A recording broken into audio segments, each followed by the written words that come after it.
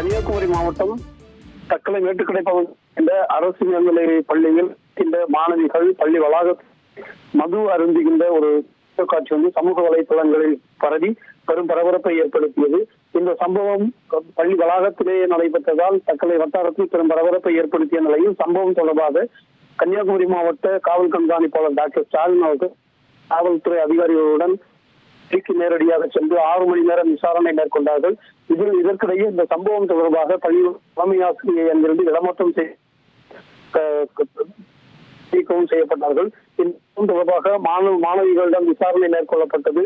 தொடர்ந்து விசாரணையில் இந்த மாணவிகளுக்கு மது பாட்டிலையும் அதே போன்று உணவையும் ஒரு இளைஞர் வாங்கி கொடுத்தது தெரிய வந்தது. அந்த அடிப்படையில் பேருந்து நிலையம் அருகே ராமபுரம் பகுதியில் ராஜ்குமார் என்பவர் அந்த மாணவிகளுக்கு மது பாட்டிலும் உணவு கொடுத்ததாக தெரிய வந்ததை தொடர்ந்து தற்போது எஸ்பி தனிப்பிரிவு போலீசார் அவரை செய்திருக்கிறார்கள். தொடர்ந்து அவரிடமும் விசாரணை மேற்கொள்ளப்பட்டு வருகிறது. அவருடைய வீட்டில் பாக்கெட் பால் டெலிவரி செய்ய வந்த வாலிபர் மாணவிக்கு குவார்டர் டெலிவரி செய்த கைதான சம்பவம் கன்னியாகுமரி மாவட்டத்தில் தற்போது பரபரப்பை ஏற்படுத்தியிருக்கிறது.